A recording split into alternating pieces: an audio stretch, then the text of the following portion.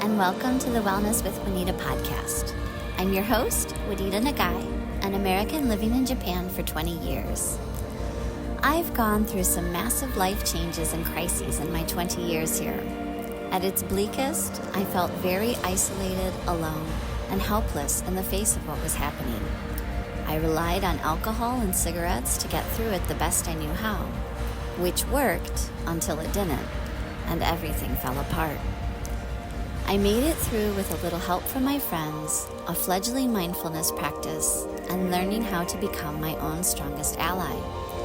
I quit drinking and smoking, worked my way through my grief, found ways to forgive, created new connections, and started a regular exercise, meditation, and self-care routine. I've also become a national board certified health and wellness coach along the way, and developed a desire and passion to help others on their own personal journeys. This podcast is all about change, growth, healing yourself, learning how to get back up after life kicks you down, and exploring mindfulness and self-compassion as incredible tools available to each and every one of us to do just that. Hello, and welcome to the Wellness with Juanita podcast. I'm your host, Juanita Nagai. Hello, friends. How are we doing? It is a wild and crazy time to be alive in this world, on this timeline right now. I know I'm not the only one when I say that things have felt heavy and pretty surreal, and whatever other adjectives are coming up for you personally, feel free to insert them here. This is basically what I wanted to talk about today and really share honestly and be maybe a little more vulnerable than I even usually am on this podcast. And I think I've been pretty honest and vulnerable about various parts and portions of my story. However, in my last podcast, I was talking all about trust and trusting in an unfolding and how that had come into being because of a supreme blessing from the universe in my professional life, and also how trusting in the unfolding in my personal spiritual practice was really being felt and really present last month. And that all remains true. That all is what it is, and I stand behind that. However, just after sharing all of that wonderful news and kind of validation from the universe, how I'm on the right path and it's all working out, and you just got to believe and put in the work and all of these wonderful things that I still believe in, I've been having a bit of a slow time, and I've been having a bit of a bummer. And I've really been struggling with worries and anxieties, and I don't even want to call it self-doubt because I still really believe in what I'm doing and the things that are pulling me towards the direction that I feel like I am going in. I still feel like I am on that path and I am doing the right things and I am putting in the work. But to be completely frank and honest, I'm feeling really frustrated and tired that despite my best efforts and despite all of this energy and despite all of this creativity and all of this faith and all of these beliefs, that things aren't better than they are. And, I had a couple of really great full schedule, full client months in November and December. And then in January, I had 4 sessions book in for the entire month. And so it really put it into stark contrast that, yes, this is not a guarantee. Nothing is certain. I really need to figure out what I need to do to navigate through these slower, more uncertain times as well. And not only in a professional sense, but also in a very personal way as well. This is also part of the process, and I intellectually know that, but it's really, really hard when your mind starts spinning out and going into overdrive and wants to fall into all of these traps of worry and anxiety and all of the negativity that our mind does almost automatically, because it is trying to keep us safe and it's trying to protect us. And my personal habit or pattern that has served me well throughout different phases of my life is that I want to figure it out. I want to fix it. I want to make it better. If I'm suffering or if I have a problem, I want to make that go away, right? That's a very, very natural human tendency.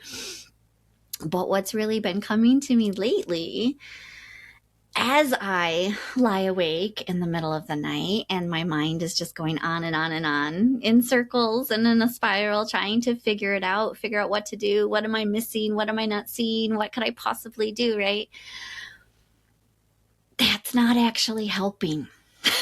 The worry is not helping, but at least I am aware of it now. And so this is what I am bringing to the podcast today. How do we trust even when things are not going according to plan? How do we stay true to ourselves or stay on solid footing when it doesn't feel like we have solid footing, right? So how do we stay present and truly be with all of this? So this is happening on a personal level, but it's certainly also happening on a global level. How do we stay present and be with so much injustice and suffering and so much intentional pain and hurt that's being caused in the United States and in other countries around the world? I wanted to share something, trusting the universe in that I do feel like I am still getting these signs and signals that, yes, you are on the right path. Yes, even if it doesn't always feel great, and even when it's not always a win, this is also part of the path. You're still on it. I picked up this book by Pema Chödrön, Welcoming the Unwelcome. I had started over the New Year holiday, but then put it down to read another book. And when I picked it back up again yesterday, it was speaking to me in all of these ways. So the first passage that I wanted to share was from the chapter, The Fine Art of Failure. And as a coach, I always put wins and failure in air quotes, but this really spoke to me because I'm feeling like things are not going as great as I would like them to be, right? And so she writes, when we fail, in other words, when things don't work out the way we want them to, we feel our vulnerability in a raw and powerful way. So that's one way to put very succinctly and beautifully the raw, wretched, worrying emotions that I have been wrestling with and I have been dealing with. Now, I will say that I think I'm only able to record this podcast today because of my mindfulness practice and because of the other inner work and personal development path that I've been on for so long has allowed me to be aware that this is what is happening. Even when I've really fallen into the pit of despair and really spun out and had those middle of the night or early morning freakouts, I have realized that that is what I'm doing and that there are good reasons. This is what my mind's trying to do. This is my habit. This is my pattern.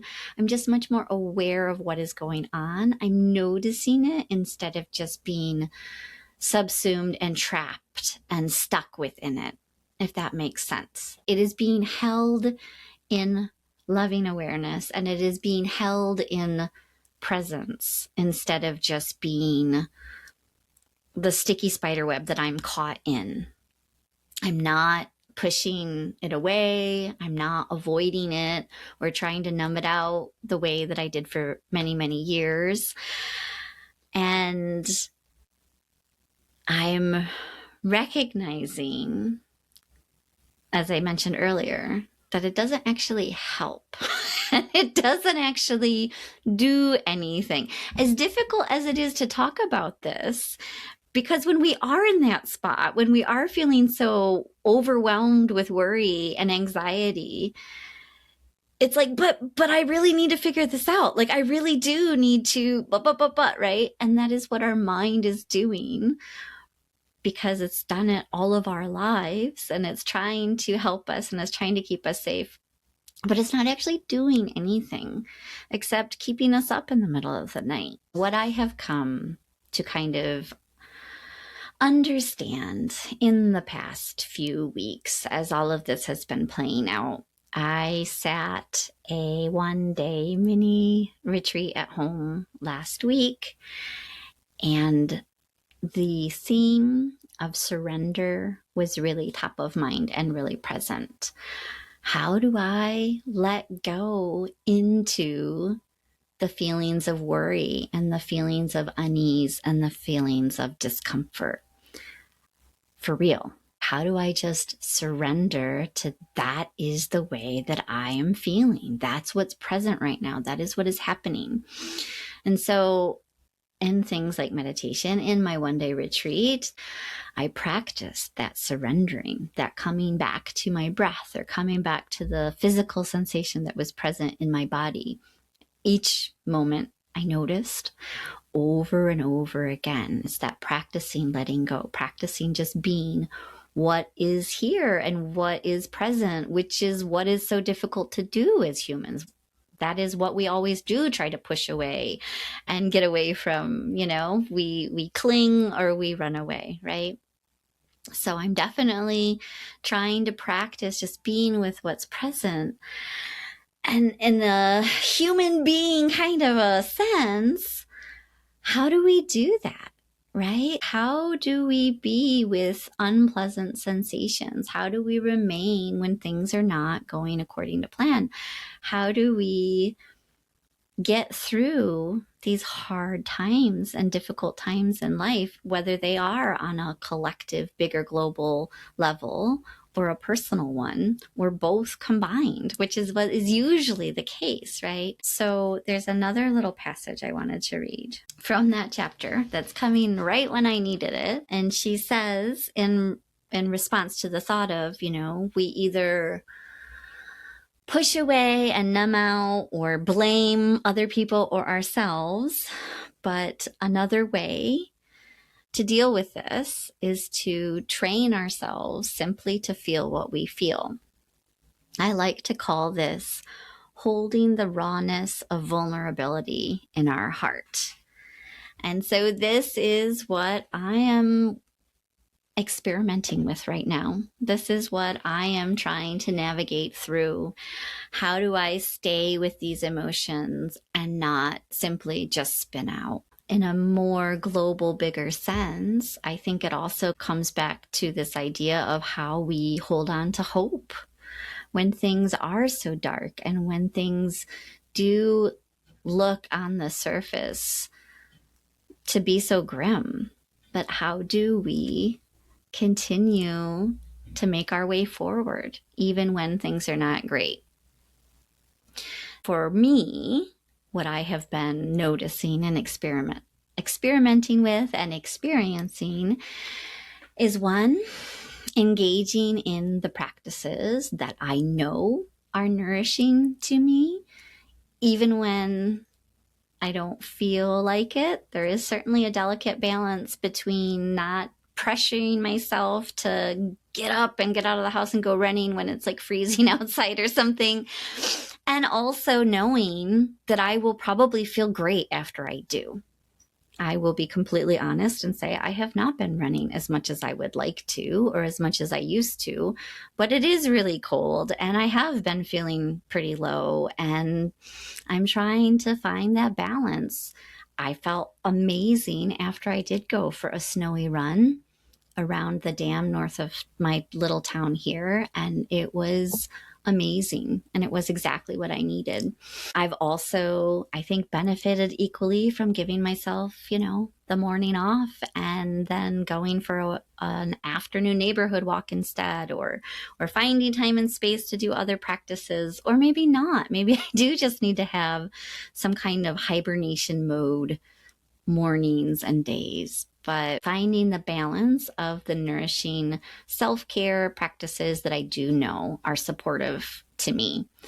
So those are my own personal things, and I'm sure you all have your own things that support you. If you don't, please reach out, that I can help you with. But even really basic, simple things like looking up at the sky, for me, that just connects me instantly to feeling part of something much, much bigger and greater than myself, but part of the whole and part of the interconnectedness that I know binds us all together, all living things, all creatures on this planet.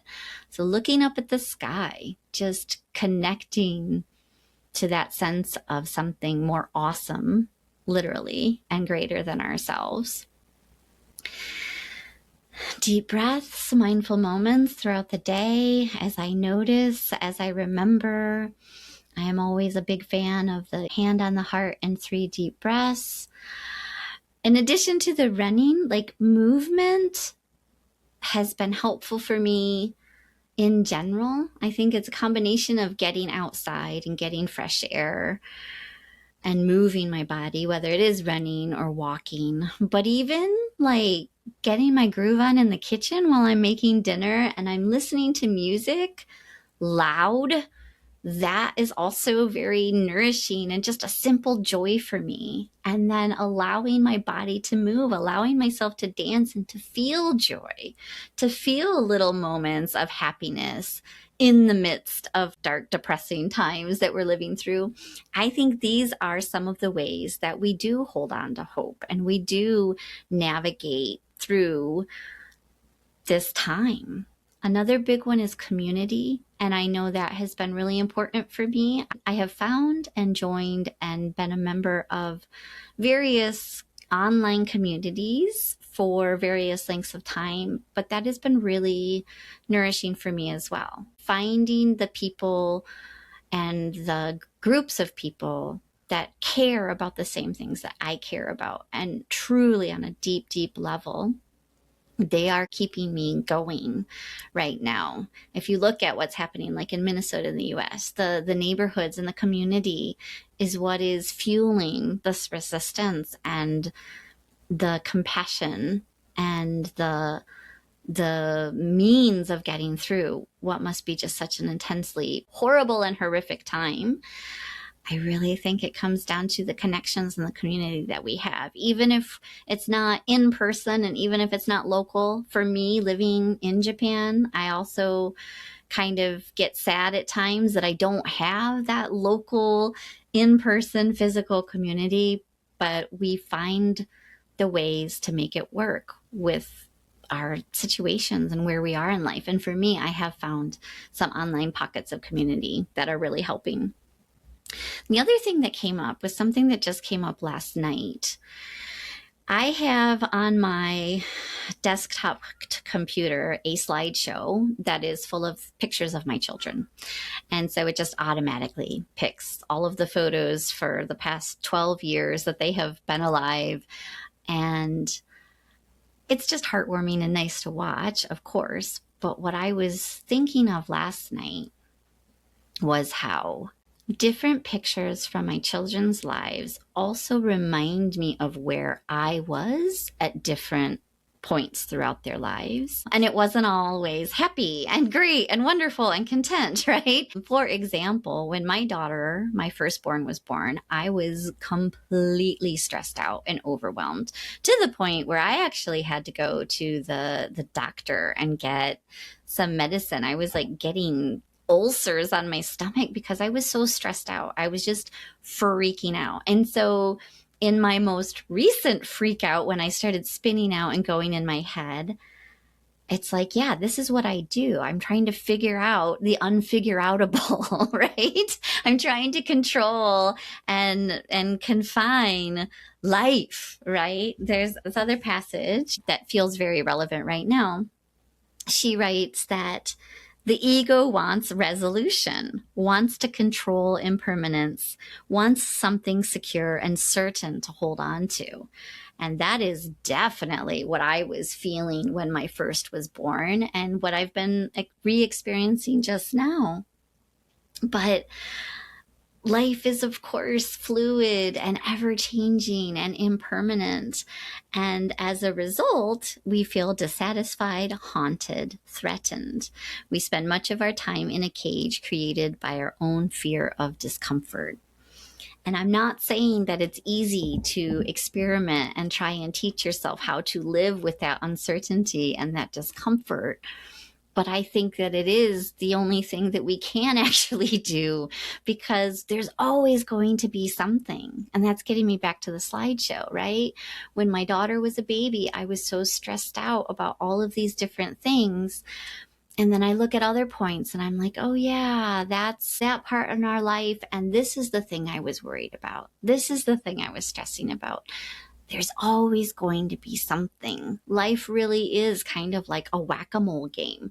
Once you quit your job that was making you miserable, then you're going to worry about how you're going to make your new career and your passion profitable and sustainable and something that, you know, actually serves you and your family, right? There's always going to be something. And I've spoken before in other podcasts about the negativity bias and why our mind does go towards the negative, but learning and recognizing that that is simply the nature of life and the nature of our minds and the nature of human beings can be really helpful in giving you that bigger perspective and giving you that more spacious place to say, okay, yes, this is what's happening right now. And it is uncomfortable and it is unpleasant. And yet, I am so grateful and I am so lucky for so many things. And this is not toxic positivity, and this is not Pollyanna. Everything's great and the glass is always half full. But there is always so much to be grateful for in our lives. And one of my teachers reminded me of a quote from her friend and teacher Jon Kabat-Zinn that said, as long as you're breathing, if you are breathing, there is still so much more right with you than wrong with you. And it's true. I'm not trying to be glib. I'm not trying to be trite. And I'm not trying to be super overly optimistic. But it is true. If we are here still taking a breath, there is more right with us than is wrong with us. And that watching that slideshow last night really helped remind me of both all of the various times in my life that I've had a lot going on, or things seemed hard or were stressful, and also how incredibly fortunate and lucky I am that I have all of these precious memories and, you know, all of the things in my life that I do have. And saying that, you know, even my current worry and wondering what to do and, you know, freaking out and trying to fix it all, this is nothing compared to some of the things that I've been through. But again, as humans, like, we forget that, right? My best friend reminded me of that the other day. I have done hard things. I have gotten through hard things. Humanity, has been through this before. We have been through some really dark times, and we always find our way through.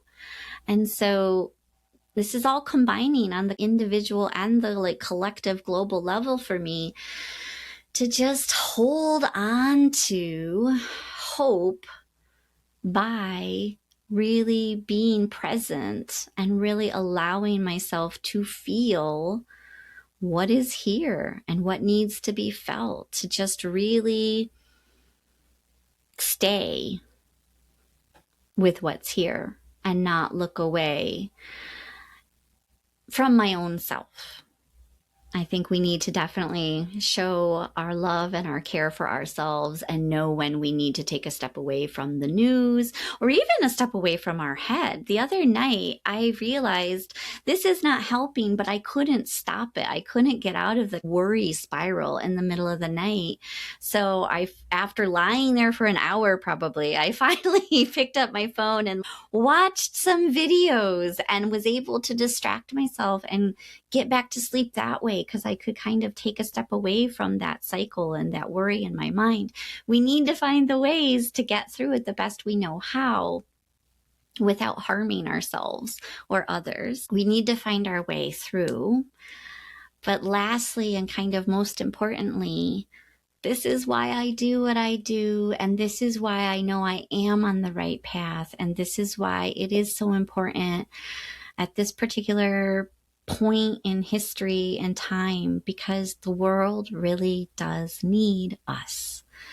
The world needs people that are willing to be brave and willing to open up their hearts and willing to take care of themselves in order to serve the rest of us and to show compassion within and without. If there is anything we need right now, it's more light and it's more love, and that starts right here with us.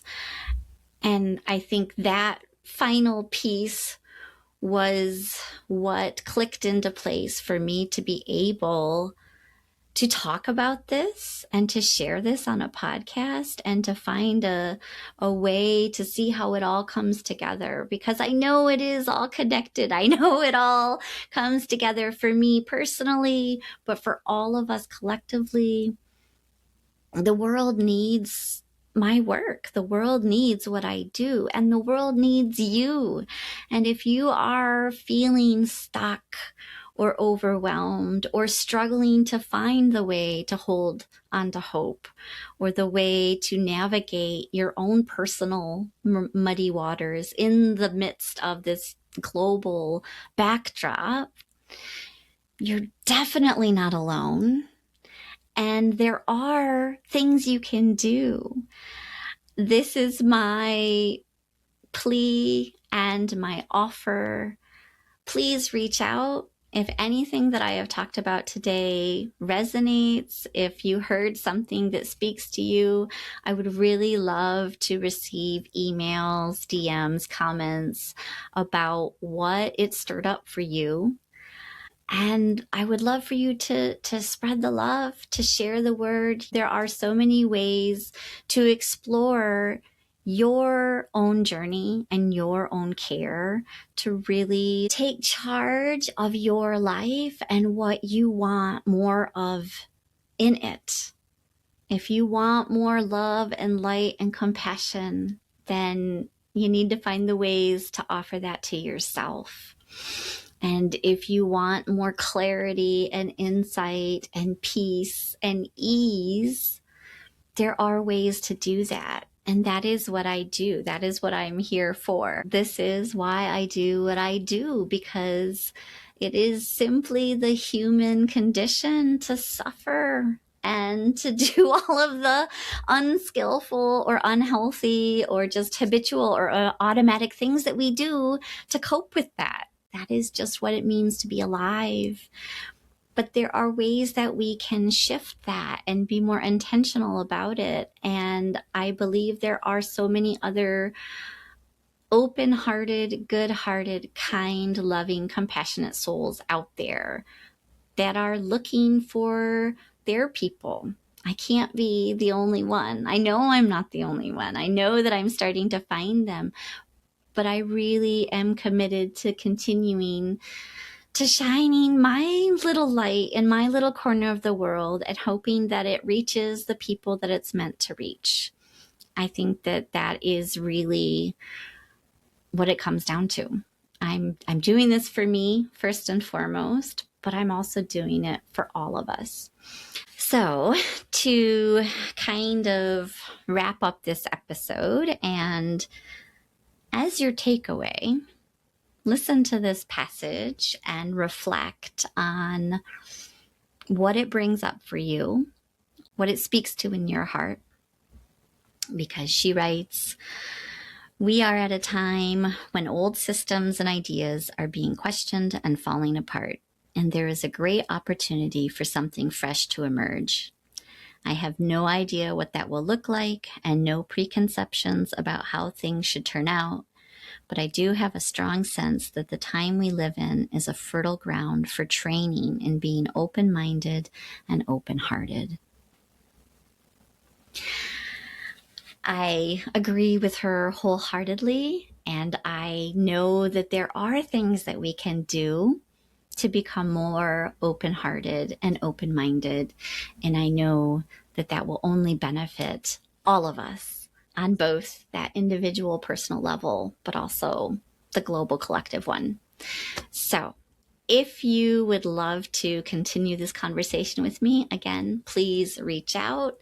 If you would like to explore working together, I am always happy to hop on a discovery call. I also, for the month of February, am offering 14% off my programs and services. So that includes one-to-one coaching, also my Tend and Befriend program, which is a self-led, self-paced, finite 3-month container where you receive prompts and practices to kind of dig into your open heart and your open mind and reflect on what's most important to you and what you really want to cultivate more of in your life. And it also includes 3 coaching calls, 1 each month. That is also on 14% Valentine's Day self-love, self-care promotional offer. And if you recruit a friend to do it with you, not only will you get a built-in accountability buddy, but you can both combine the love and take 20% off that program. So that sign up ends February 28th. So if you sign up before the end of the month, you can take advantage of that and you can start whenever you'd like the rest of the year. So as always, I appreciate you so much for your support, your patronage, your listening, your sharing the love. Until next time, take care.